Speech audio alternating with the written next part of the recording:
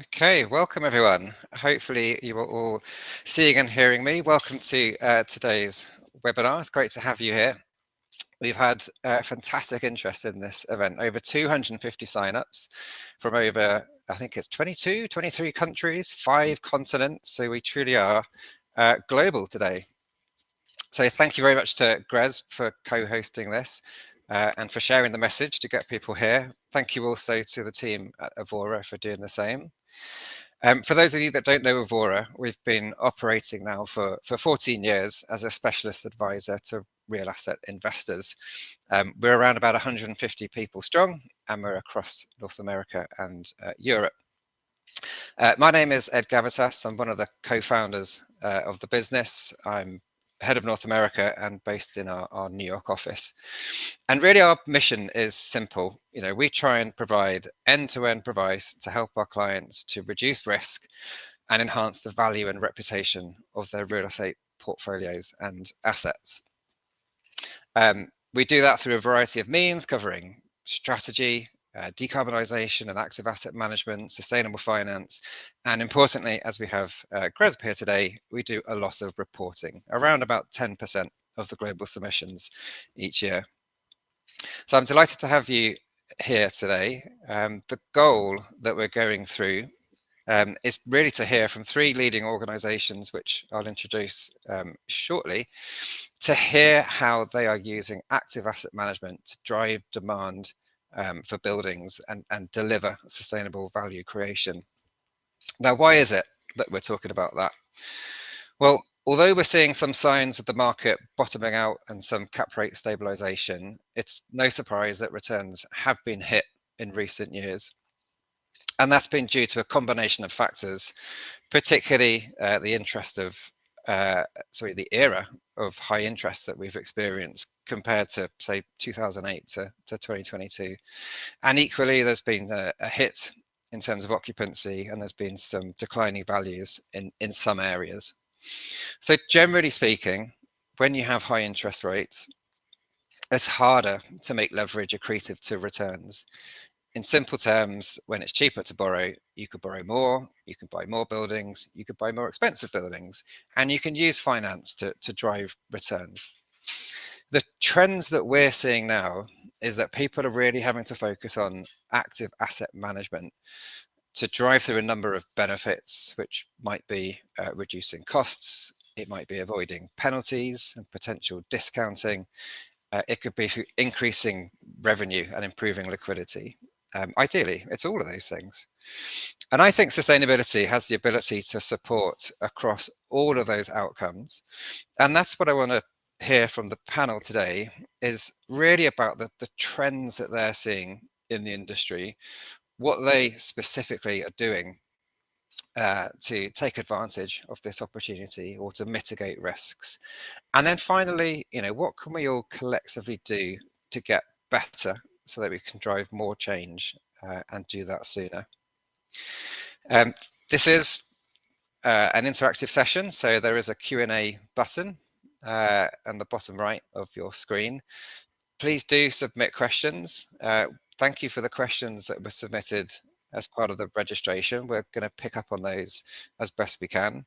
And I'll be checking in as we go through the session to address any new questions that we have coming in. So please do post them. Plenty of people on the call. So that's enough for me. With that, I'd like to introduce my 3 guests who are going to help us deliver against that goal.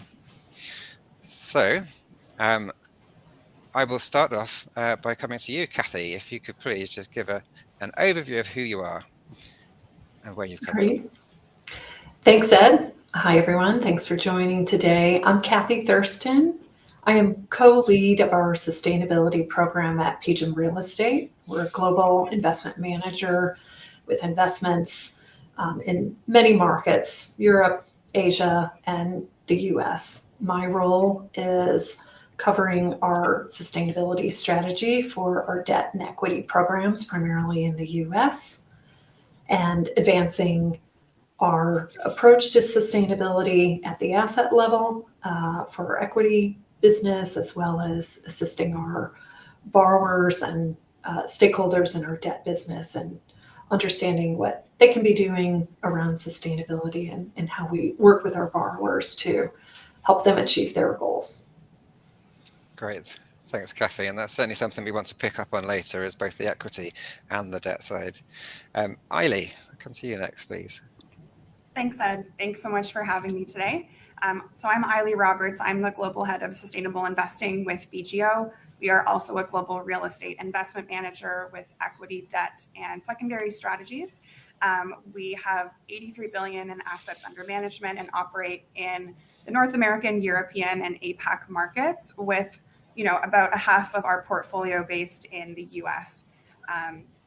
Similar to Kathy, my role is also supporting BGO's sustainability strategy, supporting the different investment strategies that we have across the risk spectrum, to align the sustainability goals with their financial objectives as well, and also engaging with our investors to ensure that we're aligned with their priorities and the priorities of the markets that we're based in. So great to be here today.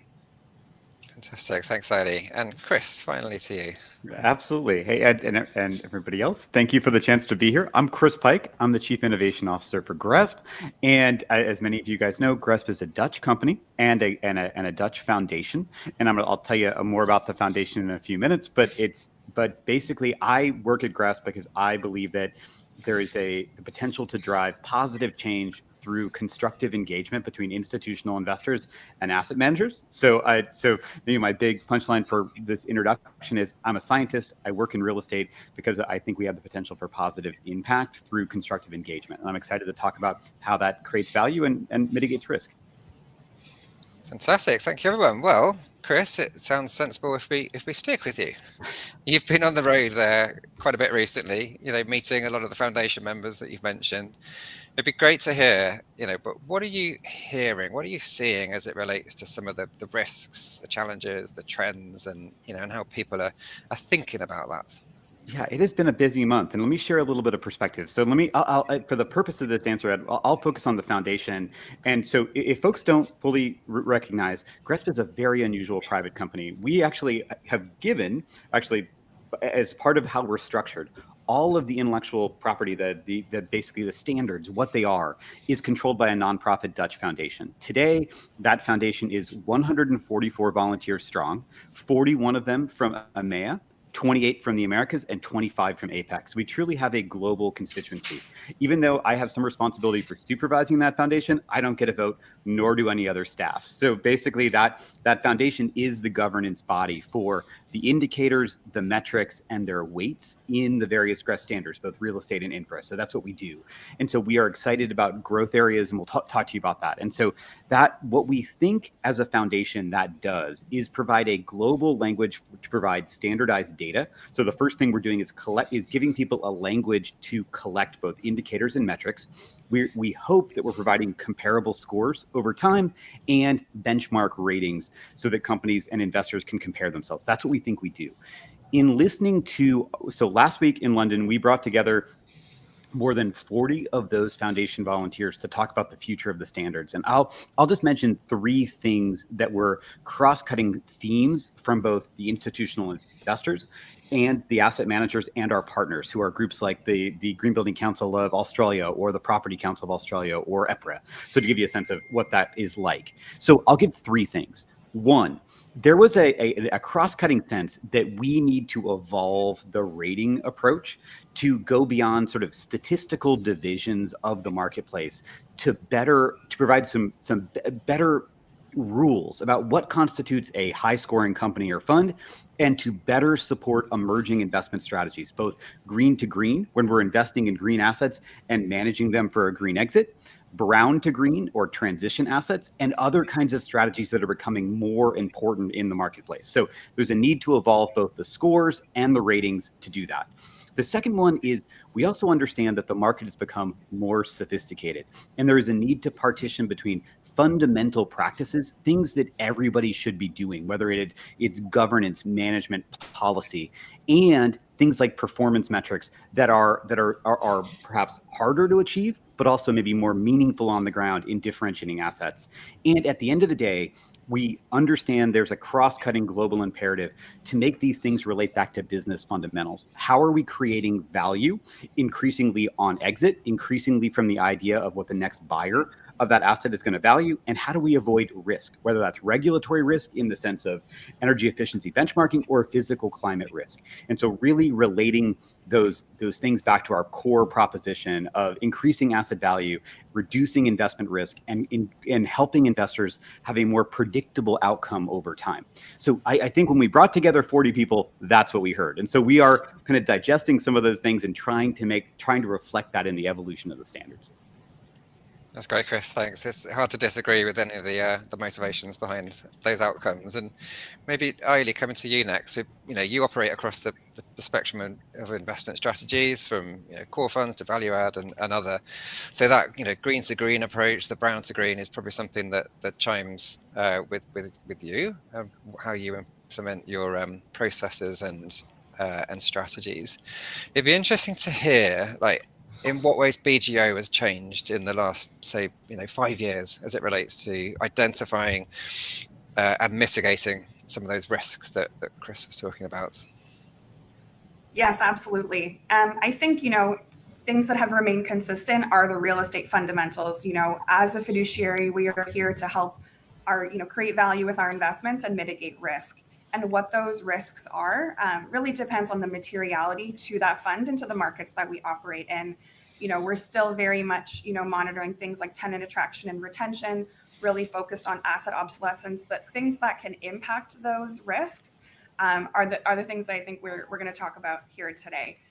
What is most material to our investment? So, in terms of how we're looking at this throughout the investment life cycle, it's become standard practice over the last 5 years to really focus on integrating and assessing sustainability risks, starting off with acquisitions and the due diligence process. We've gone quite a lot more sophisticated in terms of the level of detail to which investors are looking into these risks. Early on in that process, we're really focused on identifying low-hanging fruit energy efficiency opportunities to help reduce our operating costs and lead to NOI growth. This certainly is something that, regardless of your sustainability goals, as an investment manager or even as a tenant, this is something that can resonate with future buyers and also with our tenants to help reduce our operating costs. Climate risk is certainly top of mind, given everything kind of going on in the world. Integrating climate risk assessments using third-party data providers, and when those high risks are identified, doing additional investigations of what is maybe leading to that risk at the site, and understanding the asset vulnerability as well. In terms of how that's being built into underwriting, I think that's where there's a bit more inconsistency in the market.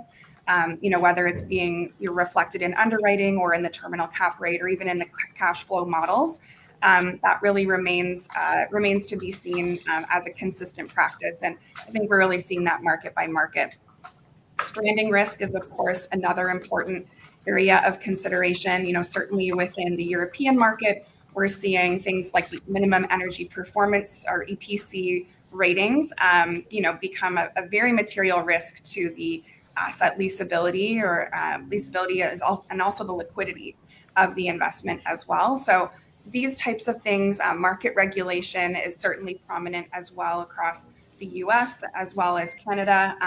Certain markets have financial penalties, and we're really trying to understand the impact of those to our investment strategies. So we're looking to make sure that the investment strategy really reflects that, and we're building in the appropriate CapEx to address those risks to mitigate that liquidity risk on exit. Fantastic. So lots of things to unpack there in terms of the risks and approaches that you do. Maybe just one question I had would be helpful to share with everyone here on materiality. So one of the aspects of active asset management is having really good local insights and knowing what it is you need to do. In terms of your approach to that, do you think about materiality, regionally? Is it market or sector specific, or is it actually, down to the individual asset? I think it's a combination of all of them. It does depend on the asset class as well. So we're looking at, within the market, we're looking within the asset type in that sector. And then we're also looking at what is going to be most material to, the future buyer as well. So I think it can really span across all of those categories. Thanks, exciting. And then maybe Kathy, be great to hear from you, and anything that you have to build on what we've heard already, but particularly, how are you navigating your approach with a very broad range of investors, and particularly those that may have different stances on these topics? Yes, I think you'll hear a lot today. We'll talk about transparency and really being open with what's important and what is material. And I think what we've seen is today's environment, and really the environment we've been growing into over the past several years, requires asset managers, requires owners, developers of real estate to be very well versed on sustainability topics, to speak with their stakeholders, including investors, because you really need to manage the spectrum of not only investor preference, but we're now seeing, a high degree of sophistication across investors in their knowledge of basic sustainability factors, I would say, even down to the asset level. And some investors may want to engage very deeply with their product managers on what they're doing at an asset by asset strategy level.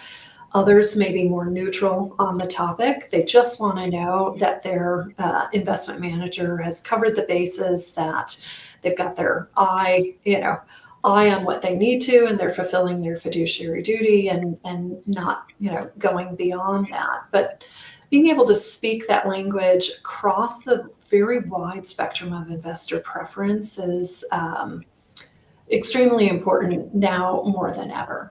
So we work really hard to meet our investors where they are on the topic and help them understand how we're managing and fulfilling their fiduciary duty, our fiduciary duty, and protecting them from risk. And it's a lot of what Eiley was speaking about. It's understanding that your views from your investors in Europe, from Asia, and the US, depending on where they're from, they may be coming from different places and need more transparency, more KPIs, more deeper understanding. Maybe they're digging under the hood of GRESB and they're looking at every last little thing that you're doing and reporting across your products. But I would say overarchingly, we find that as investors crisscross the globe, they are looking for us to mitigate that risk, be it physical risk, transition risk, and they want to understand, how are you thinking about portfolio construction? How are you protecting them from clusters of risk if they're investing with managers in multiple regions? So a lot of what Eiley was saying, it kind of gets down, it cuts across from a regional perspective down to asset level location and needing to understand all of that. Mm-hmm. I think that's great. I think that's strong messaging on consistency. You mentioned about KPIs, which is another area that can help provide consistency and comparability across different assets.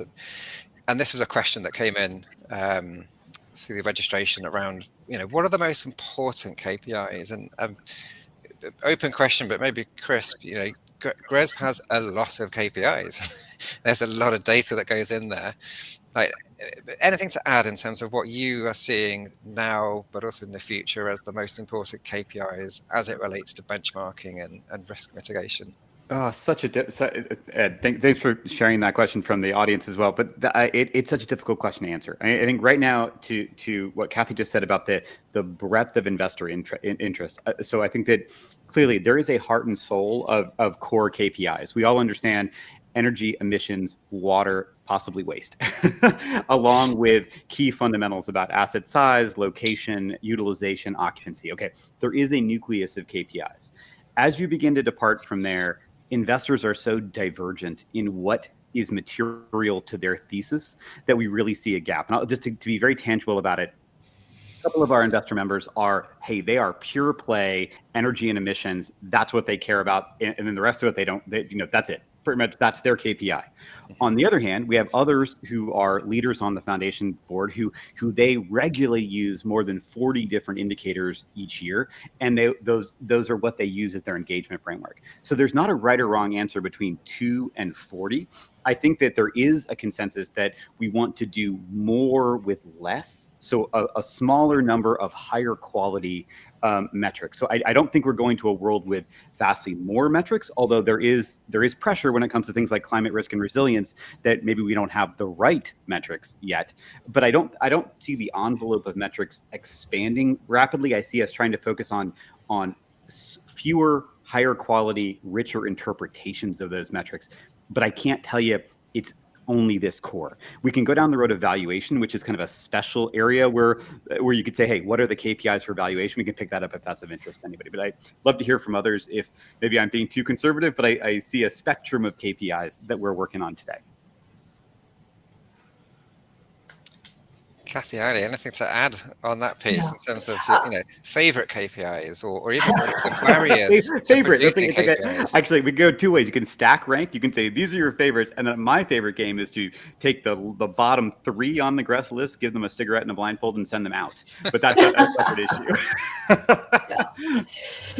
I would agree with Chris's sentiment that it is trying to strike that right balance of what are the most material metrics that we need to report, and considering your stakeholder constituents and listening to them in understanding that they have their own purpose for looking at these metrics, either reporting or regulation that they're looking to answer or fulfill. And so, we tend to focus on the big ones, as Chris mentioned, energy, water, waste, but for all of the big common metrics that we focus on, there's just as many that our investors are interested in. What's happening with biodiversity and how are we addressing it? And let's not forget biodiversity. And so, I think managers are consistently challenged to be able to express to investor what you're working on, what's coming next, what you're trying to get transparency to them on, and communicating that we understand the importance of the information that they're seeking to get at the asset level. And so it's about continual improvement too. But it would be much appreciated if we could hone in on a set of metrics that everyone could live with. Yep. Couldn't agree more. Couldn't agree more. Like I think, both of you have reiterated, the different KPIs that we have, may differ depending on the stakeholder group that we're talking about. So there is an element of education as well, even in terms of the comparability of some of the KPIs and the underlying methodology. It's important that our stakeholders are understanding what exactly we're trying to communicate and how that's derived. Just to kind of touch on a few KPIs that maybe we haven't mentioned, things like data coverage or even building certifications, a labeling sort of scheme do remain sort of relevant in the market as sort of key indicators of how our assets are performing. So better quality data and more transparency, Kathy, as I know you mentioned, are really key to helping communicate that with our stakeholders. Thanks, everyone. Yeah, I think it's so important to think about the outcomes that the KPI is enabling and making sure there is a point to that data piece, that it's informing a decision, tracing it all the way back to the origin. And if it's not delivering any particular outcome, then you need to question why are you going through the effort of collecting the data and bringing it to people for them to analyze. There's a question that's come in that's picked on a little bit earlier, and it's very challenging to answer. So there are some KPIs where it's easier to look at, is this a good decision or not, in a very constrained and short-term manner. So ROI, you can go, does it stack up? Does it pencil in my hold period? Yes, well, it's a no-brainer. No, we need to think of other reasons to make that decision in terms of the next owner or future compliance. But one area that would really meaningfully help to influence decisions is around the impact on terminal cap rates, and there was a comment earlier on this. But it'd be interesting to hear, maybe Chris, you're hearing or seeing how people are doing this, whether it's anecdotal changes, it's gut feel changes, it's more, empirical around they're making these assumptions. But anything to share around how people are thinking around?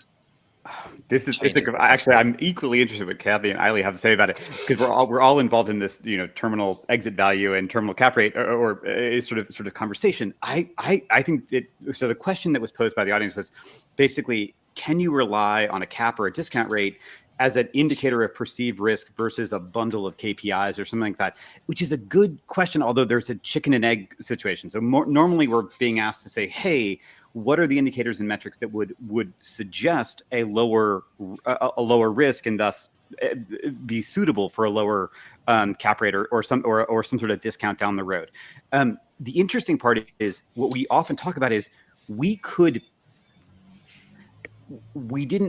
wasn't built to answer exactly that question. It could be like you could reweight the components to better predict the cap rate, or you could reweight the components to better predict financial outcomes. But what they were designed to reflect was relative importance of environmental and social and governance issues as exogenous, as material non-financial metrics. So there's a bunch of, I guess there's a very long answer to saying, no, we're constantly focused on this issue about, can the data be interpreted to look at risks and opportunities and thus inform that risk-adjusted return?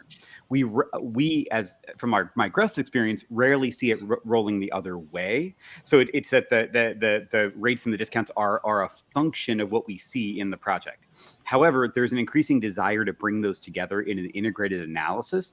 And we can talk about some of the reasons they're hard, but the fundamental reason is the right party rarely has all the elements to conduct the analysis. And so it's hard to stitch them together while preserving confidentiality and getting things working on the right time frame. So good question. Sorry, that was a long answer, but I think actually whether Kathy or Eiley, I know you're both on the front lines of, hey, who gets what for what? Yeah, exactly. And it's tough. It's tough for the teams that are assessing transactions and opportunities, how to look at it. I think we started to touch on this, but we think it is good, solid real estate fundamentals first. And then, taking that lens of sustainability along with all the other risk analysis and getting very localized in your asset and understanding what those future buyers might be looking for, it is key. And that, there isn't a magic set of KPIs that you can drop into your discounted cash flow. It's a bit of feeling that each case is going to be unique, and looking at how you might approach that is the best I can say. And I don't know that we'll get to, a magical formula. Well, maybe thinking about another area that we haven't covered in detail here around social. So, when I look at appraisals and business cases, it's no surprise that when we talk about energy, which has a strong link to cost and capex, it's easier to put some numbers in a spreadsheet to think about, what are some of the KPIs and metrics that are coming out. Social, it's much harder, not impossible, but it's certainly not as mature as on energy and carbon. Yet it's much more common to hear people give the go-ahead for social initiatives without having to go through some of the rigmarole that we do in big capex spending. I mean, Eiley, it'd be great to hear, how you navigate that area in terms of the social factors that you feel are important to really drive demand in your assets. Absolutely. It may not be as sort of visible and relevant, but I think certainly, coming out of the COVID-19 pandemic, this really highlighted the importance of health and well-being in our buildings. And it's really the foundation of how the occupants and tenants of our building feel safe and comfortable in the spaces that we're providing to them. We're really seeing this movement in the flight to quality. And, we're hearing that from our research and investment teams, that this is a consistent trend across the market, across many asset classes. And this is also playing a huge role in the return to office strategy as well. Landlords are investing big dollars in enhancing the quality of their spaces to make them really, a destination that employees want to go to. And this is definitely impacting, the B and C class office buildings in, many markets, which is putting them at risk of obsolescence. So, we're seeing a lot of investment in the amenitization of spaces to upgrade buildings to include more collaborative spaces, health and well-being features, access to healthy foods, a lot of those really important fundamentals to the people that are occupying our spaces. And in terms of how we're actually measuring that and seeing the benefit of that, it's certainly through tenant engagement and tenant satisfaction survey scores. That's a primary indicator that our asset management teams use to understand, how are the tenants enjoying those spaces? What are areas of improvement that they need to be focused on? So that's really been a primary indicator for our teams. And so that helps us to then engage further and understand what those needs are so we can, adjust the strategy accordingly. So I would say those are a few of the key social factors that we're seeing integrated into our strategies.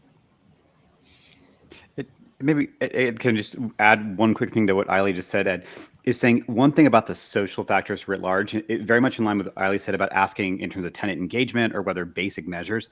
I actually think that our policy environment, things like building performance standards, we have to implement as we respond to mandates on things like energy efficiency and reduction in emissions.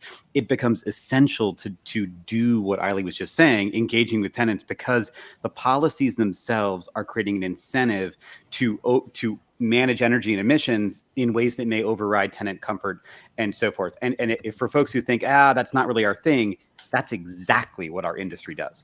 Like if you go back to the 70s, when pressed, our industry is willing to on balance, nobody in particular, but on balance is willing to compromise tenant comfort and safety in the interest of operational costs and efficiency. And so we have to overcome our historic lineage on this and overcome a policy environment that is only pushing on one side of the equation. So I would argue that the things that Eiley just said are actually essential to achieving to maintaining asset value in the face of these aggressive new regulations. Because we need them to be efficient, but our tenants demand that they are safe and comfortable. So Maslow hierarchy of needs, got to make sure what's on the bottom and what's on the top. So anyway, just wanted to share that perspective. That's great. And maybe that's an interesting sort of segue in terms of, how we get better and what forces are driving people to take action, whether it's on this market forces, it's regulatory forces, other forces that are getting there. And I'd wonder, Kathy, you've got a diverse, global portfolio. If there are lessons that can be learned, so in the room here, we've got mostly people, we've got everyone based in North America, but we do have a global audience and you have global portfolios. Are there lessons that can be learned from other regions in relation to driving demand for sustainable buildings?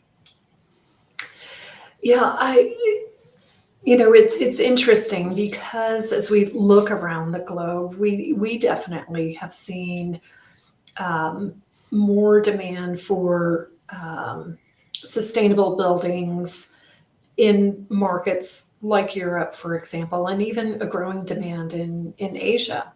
And a lot of this is fueled by regulatory support, mandates that are kind of pushing the market and quickening the functional obsolescence of assets that can't meet that transition. And so we do see that pushing the market forward. It's not dissimilar to some of the US markets, and Chris was touching on this, that have, more progressive goals for cities and even states that have building performance standards that will kind of push our industry to meet the call, right, of energy efficiency, decarbonization. And so we do see some of that as lessons learned, but I think it also comes back to this topic of transparency and how does the playing field get leveled maybe a little bit through certification programs or signals to the market, be it investors or tenants, that this is an asset that you can expect a healthy environment. You can expect energy efficiency. You can expect to be comfortable in this asset, because there is a component, Chris and Eiley were touching on this, of consumer preference that is not going away on this topic. And so I do think that will help push things forward. I know the US gets knocked around a little bit for taking different approaches to things, which that's what makes us great, right? We're a quilted fabric of personalities in the US. But one of the things we have going is the Energy Star program, which is a great, voluntary program that helps with transparency, and it certainly has been an important part of real estate owners and investors trying to get to that level of transparency that can help move the market forward. So I think it's a lot of back to data transparency and consistency is what what will help move things forward. It'd be curious to hear. So as you say, with the Energy Star, it's got broad coverage. It provides that consistency, certainly within local markets. And then we have additional, more outcome-based building performance standards. So here, where I am, Local Law 97, you've got other examples across the states. It'd be interesting to hear from you as well, Eiley and Kathy, in terms of how is that legislation hitting how you consider your assets, and whether or not you think there are premiums, or is it discounts? Is it driving, exit and investor decision making, or is it leasing and tenant, or any combination of those? But are they having the outcomes that they're intended to have? And if not, what do you think might need to change? Yeah, there's a lot to unpack there. And again, I think it definitely differs, market to market. But I think, kind of honing in on maybe the example of New York and Local Law 97, it's still very early days with this regulation. And, the number of transactions that we're seeing in the market, we still need to get a bit more market data on exactly what's happening and how landlords are responding to these fines, and how they're, being baked into, the underwriting of these assets and the valuation. I think we're still a far away from any green premium on assets in the market. Everyone, is looking to pay market price for that asset. And I think we're seeing lean more towards a brown discount. So I think that's definitely the trend. Like I said, it's still early, but even looking to our friends in Europe, it's very localized in terms of where green premiums are being seen, whether it's in like the London office market with those very high quality assets. We're not really seeing that consistently across the market. So, I think there are some lessons to be learned there, as Kathy mentioned, but I think where we're really seeing is tenants are also becoming more educated and sophisticated on the topic of local regulation and financial penalties. And they're, working with council to build in appropriate language to protect themselves and in their lease agreements at the end of the day, in terms of how can these fines be passed along? How can the cost to invest in these assets, the CapEx required to bring those assets up to, market standard, how are they being impacted by it as well? So I think that's where we're seeing the tenant piece come in a bit more into the regulatory scenario. Curious to hear if you have anything to add, Kathy, and particularly if there's anything in non-office sectors. Is this drifting through the different asset classes, or are we still primarily talking about Class A trophy office assets? What's your view? I think you definitely see it in Class A trophy office. I would say it's more subtle in other asset classes. If you have single tenant industrial, they may be looking for a very efficient building to occupy. You may be seeing some preference there, subtle preference for tenants as well in the multifamily space that, maybe you can't pinpoint that they picked your place over another place. I think it gets back to, that purchase decision of looking for comfort and well-being along with what is affordable. And so it becomes an ultimate component of the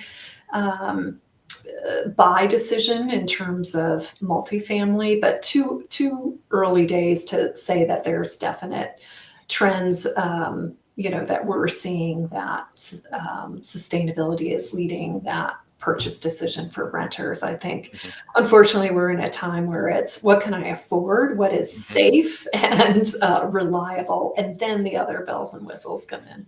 Right. Chris, it looks like you're about to say something.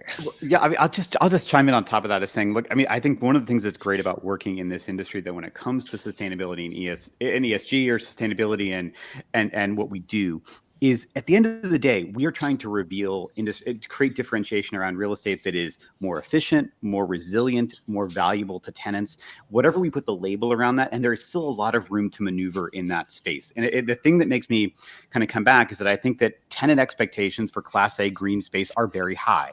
Meeting those high expectations earns you market rent. That's what it does. And the further you are from meeting those expectations, you are at a discount when you are inefficient or risky or unsatisfying for the tenants. And so I think that this sort of decades-old quest for that premium thing is increasingly misplaced. And it's, or at least it's if you can find it, it's, as Eily said, you're looking under a special rock. But the general paradigm is high expectations and then a ramp of discounts downwards. And I think the challenge, Ed, that you laid out in terms of regulation is, what is the theory of change of that regulation? Is it doing it? And I think if you look at everyone talks about Local Law 97 for obvious reasons. It's the gorilla in this thing. However, its theory of change is taken at face value. It's a fairly regressive law that takes a very myopic view of what real estate is for, like basically reducing energy use intensity regardless of the economic productivity of the asset. So, and it creates a very weird situation, even in our best case scenario, where the exact same asset in New York can be very risky, but in Hoboken, it's great. So we've created kind of a weird world that is hyper fragmented, whether that's happening at the level of New York versus New Jersey or 50 plus taxonomies. That's a freaking nightmare. And the idea that say 40 or 50 US jurisdictions have BPS out of 3,000 jurisdictions. The question is, how does this theory of change scale out? What are we trying to do? And I do think this is a bit of a come to Jesus moment when it comes to the theory of change behind the regulation and confronting it and saying, is it working? And what did you think it was doing? And because there is another thought about BPS, which was the goal was to create that the point of doing all this was to create enough confusion around different jurisdictions to drive federal action to sort it all out.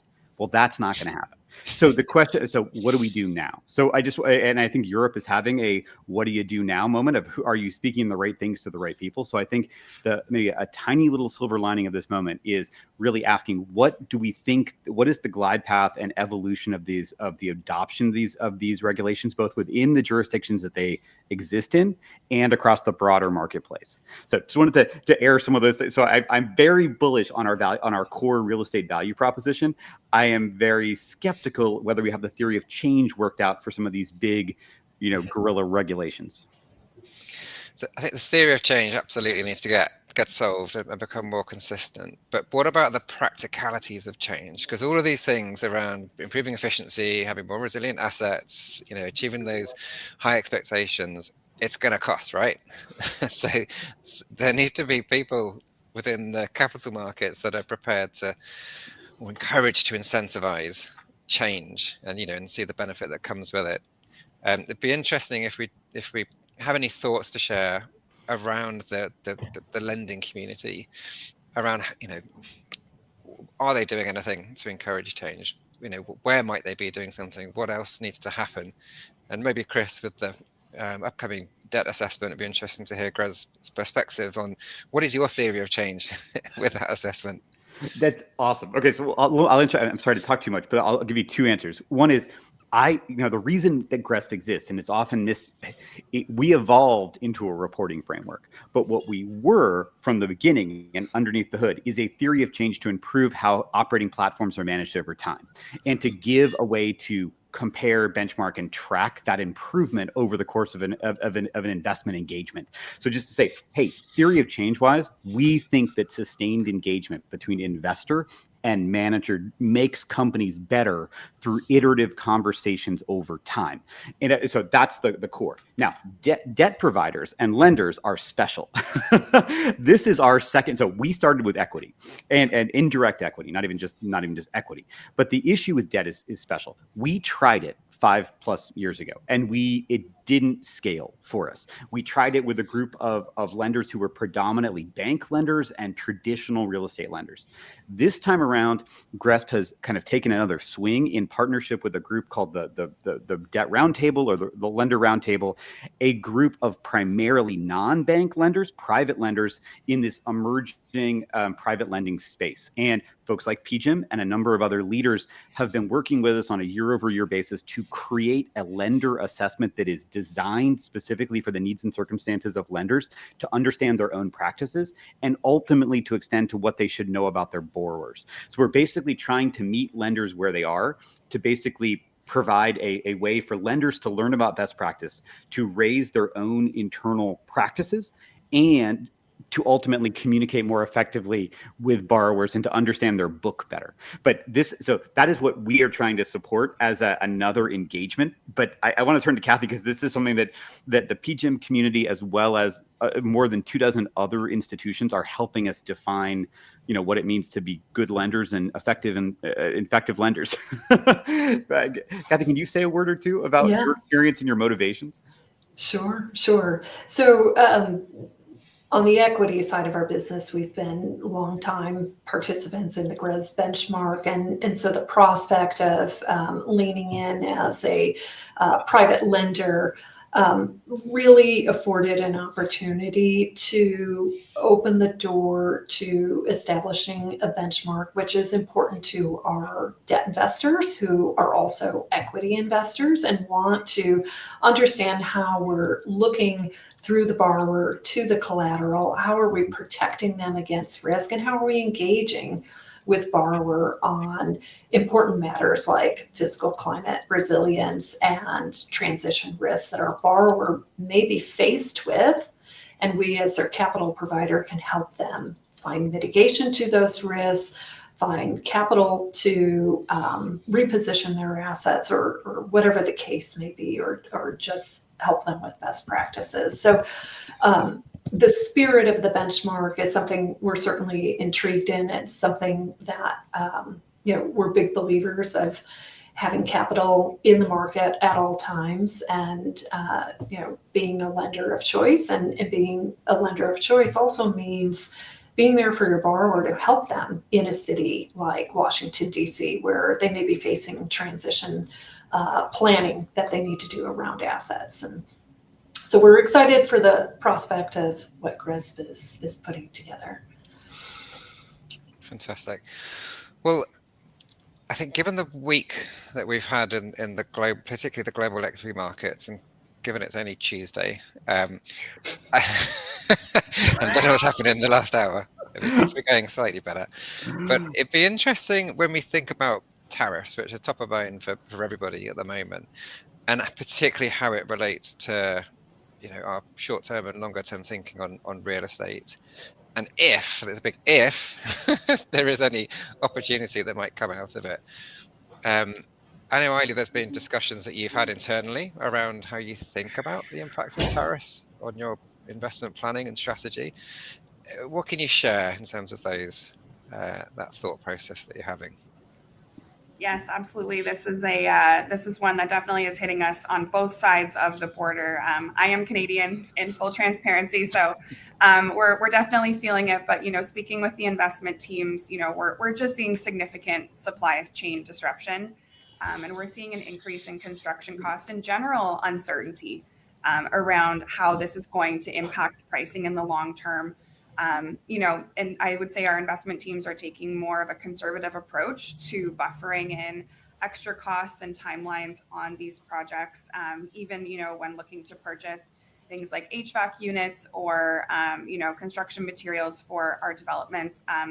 It's definitely having an impact. I would say development activity generally is reduced, just given the uncertainty, and the pipeline is slowing down in certain markets because of this, due to the rise in construction costs, and also due to just general uncertainty with immigration policy and asset demand. So, I know that your question was around opportunity for sustainable value creation, and I've kind of highlighted more of the risks. But I think there's, we're still early days in all of this as well, and just understanding the longer term implications. It's quite difficult to plan around when, as you said, things are changing by the hour. So, it's important that we remain engaged and aware of what these impacts are. So, we're building in sort of the mitigation measures to around these changes. As it relates to value creation opportunities, I think we're still figuring it out. Kathy, maybe you have some ideas as well. I will just say the current environment exacerbates what already was a tricky environment, where managers and investment professionals were focused on the fact that values had just reset, that it felt like we were just popping out the other side. And then, to have a little bit of disruption makes it more complex. It kind of goes back to a few things we were saying earlier about picking and choosing your spots, being really wise on where you're expending CapEx, and looking at where you get that strong return, and kind of sticking to your fundamentals becomes all the more important. But I will say, well, it's hard to say where the opportunities are. Whenever there's disruption, there's opportunities. So there's probably some opportunities out there, and we just need to kind of navigate the next short term to figure out what those look like. Maybe I'll just build on what Kathy said, or what Kathy and Eiley both said. I mean, there's nothing in this current environment that lowers costs. At least there's okay. I'm betting for not that, unfortunately. So all the things Eiley said about supply chains and marginal costs, these are all going in that other direction. If there is to the point of view that Kathy was just making about where does it create opportunities, I'll kind of go full Jigger Shaw for a half second. Is that Jigger is the former director of the Loan Programs Office at DOE, has a very nice podcast, and this week they focus on kind of what's next after the net zero era, and talking about the implications of energy security in a more fragmented world.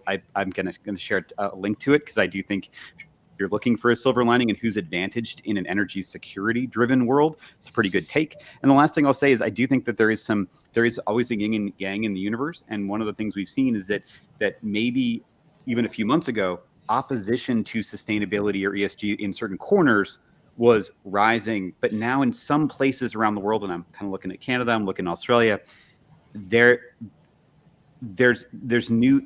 being pro sustainability, even pro ESG, can be seen as an opposition to a current policy regime. And I think you can see that in the swings in some of the elections coming up. I was in Australia earlier, and it certainly is some of those trends are breaking the other direction about what we thought was going on 6 or 8 months ago, 6 or 8 weeks ago. Everything is accelerated these days. So just wanted to share that I do, there's no missing the volatility. There is no missing the upside in costs, but there is a what's next, and I guess we're kind of beginning the process of figuring that out. For sure. That's going to take some time. Thanks, Chris, for sharing that. I'll be sure to look up.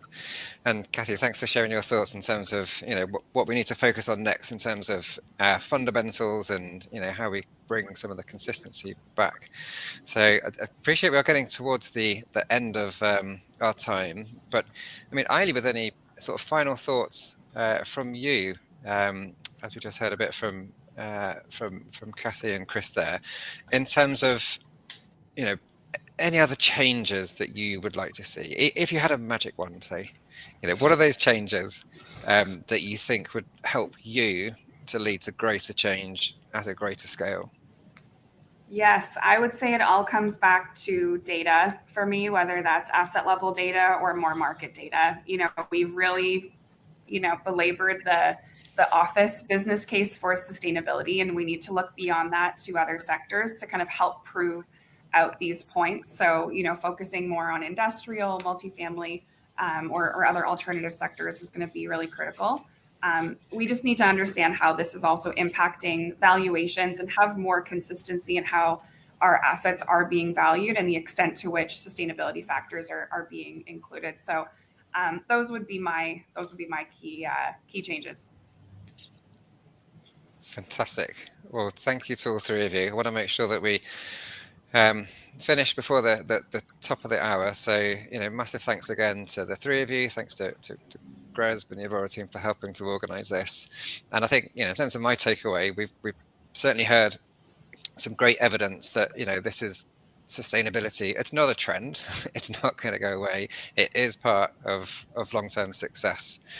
It's also nothing special, is it? It's a risk, just like any other risk, and it needs to be considered in that vein. And, in some markets, as we've heard, even down to some assets, the risk is going to be higher and needs to be treated, as such. In other locations or for other stakeholders, it's going to have a lower risk rating and it may have a different discussion.